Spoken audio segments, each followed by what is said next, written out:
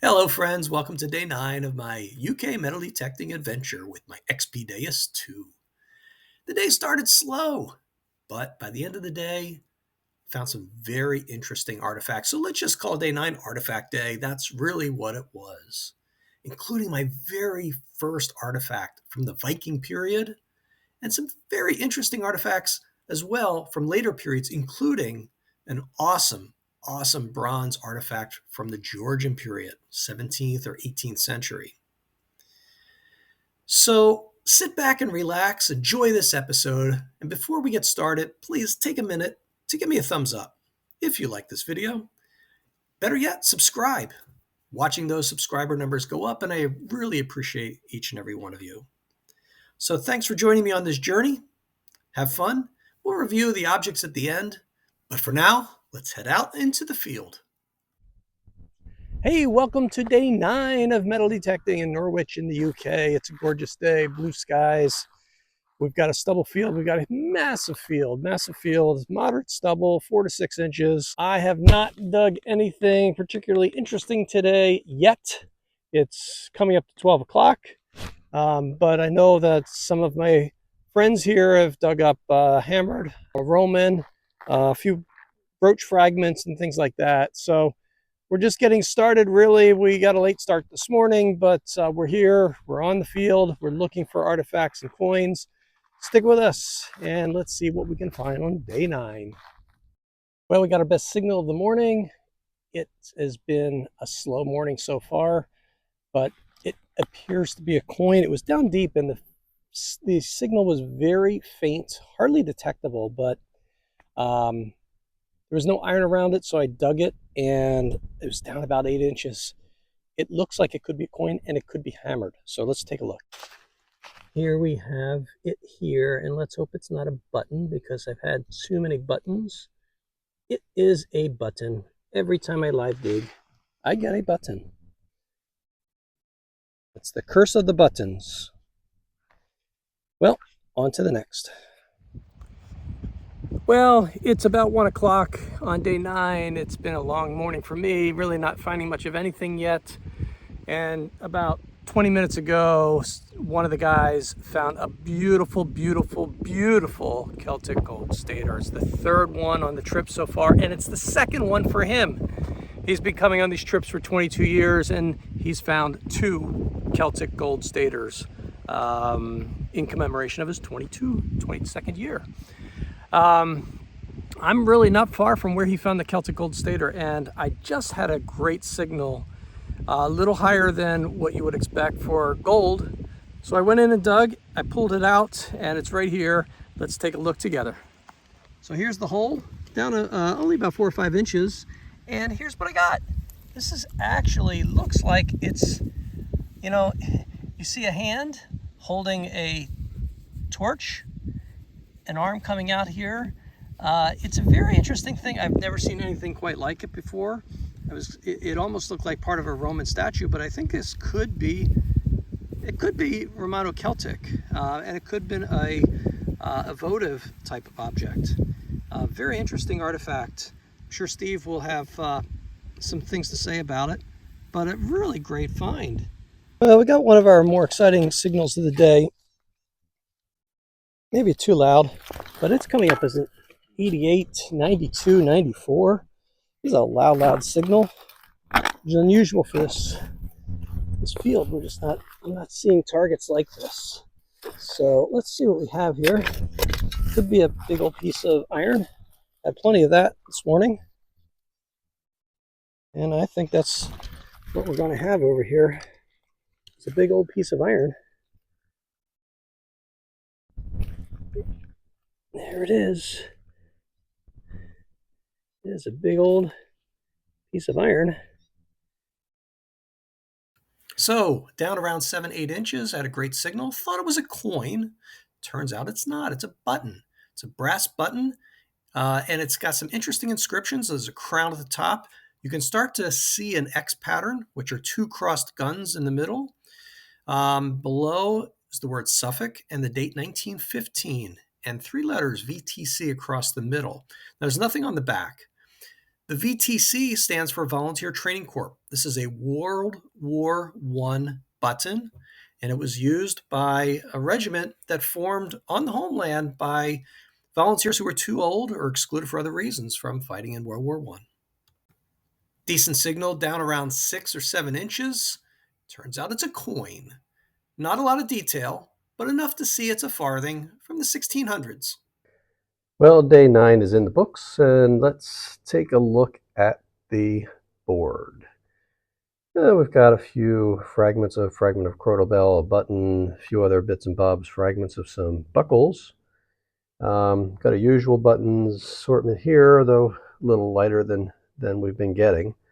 Overall, the field was sort of difficult to work because of the higher stubble, but digging conditions were not bad, and we did have a Celtic gold coin come off the field, which was very exciting for the day. But beyond that, there was one hammered coin, wasn't the greatest condition. And that was pretty much it, with bits and bobs for everyone else. You can see here some of the better finds. This is either a Charles or a James the First copper farthing at the top. It's a very small coin. Dates to between 1602 and 1649. Unfortunately, there's not enough left on it to make a positive ID at this time. We've got a little backplate to a buckle, medieval period. That's probably 13th, 14th century, according to the expert.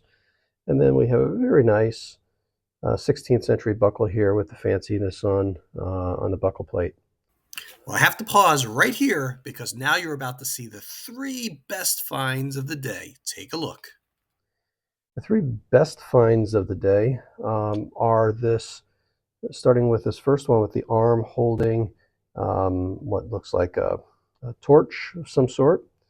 This would be a 17th century pipe tamper. So this would be used by someone, fill their pipe with tobacco and then push down the unlit tobacco into the pipe to tamp it down. Really a nice piece, and it's sort of modeled in 3 dimensions. So you get a sense here of the modeling of the piece. Very nice bronze, very well preserved. Now, my energy level recording that was not so high. So let me just put this piece in perspective for you. This was used around the time of George II, George III. So we're talking 1700s up until about 1800, maybe early 1800s. So this is the period in the US when we had characters like George Washington and Thomas Jefferson and Benjamin Franklin alive and really forming what became the United States. So it's a super interesting period piece that would have been the height of luxury in the 1700s. Then we have a Roman follis from the 4th century. Another great find, a Roman coin, 2,000 years old, and it's in pretty nice shape. There's very little detail on the reverse, but here's a closer look at the obverse. You can see a portrait looking left, and there's some letters on the left side, which I think spell out DIVSA, sort of a partial inscription. On the right, some additional letters. But this coin, along with my other finds, is still in England, so I haven't had a chance to really make a positive ID on this particular coin. But it is Roman. It is probably 2nd or 3rd century. But if you can tell who this emperor is, please comment below. I'd love to know. And then finally, this piece here, which frankly, when I first got, I thought it was just a piece of rubbish. And this is a good lesson when detecting in the UK that even as much as you know about various cultures, there are things you still don't know. And this turns out to be not a piece of rubbish after all, but instead fragment of a 10th century Viking strap junction. Wait a second. Could you repeat that? 10th century Viking strap junction. So a really exciting piece. Steve, the expert, was really excited to see this come up. It's the only Viking piece that came up in the entire hunt, dating back to the 10th century. This is an oldie, and you can even tell that the metal composition is very different from the typical bronze that you would find on the field from items that were made in this country, in Britain. So a very interesting piece. And actually, it has some incision here on the shoulders of this piece, and you can tell when it was whole, when it was complete, and when it was new. It had a quite quite an impressive look, especially in the 10th century. It is so cool to find a Viking artifact in Britain. But why Britain? Well, about 800, the Vikings start to come down from Scandinavia and from Norway and make incursions into the British coast. Eventually, they push inland. But the biggest settlements were in the east of England, area that we now call East Anglia, and the north of England around York, which actually became the Viking capital of England. By about 1150, the Viking invasion stopped, but not before they left behind artifacts like this one, physical artifacts, but also cultural artifacts. In fact, we get the word egg from the Vikings and the word Thursday, which, as you know, was Thor's Day. So, what was this Viking artifact used for? Well, here's our example, and here's an example from the British Museum. They're both strap junctions, which is to say, the bronze piece where multiple leather straps would have come together and been tightened to secure a harness around a horse or a bridle around a horse. So they're strap junctions. They would have had multiple loops.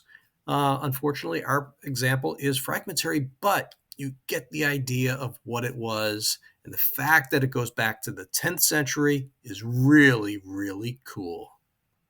Well, that's it for day 9. We're on to day 10 today, and we will be out to see what we can find, and hopefully we'll get back on the hammered silver, and hopefully even more.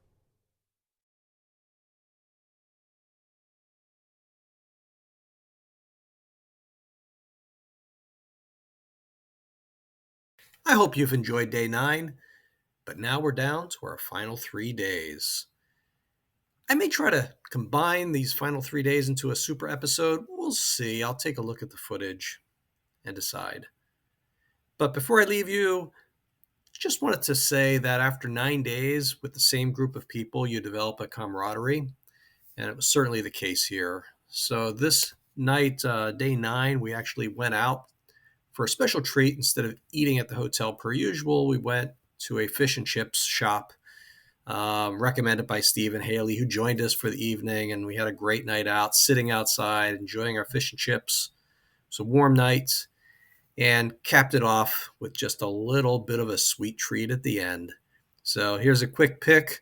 The group is in the background. You won't see much of them, but they are there, and it was a super trip. And by this time, we're ready to go for those last 3 days. So join us next time to see what we can find the last 3 days of our trip in the UK.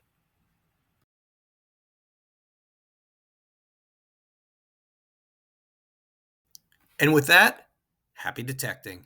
And may all your tones be high tones. See you next time.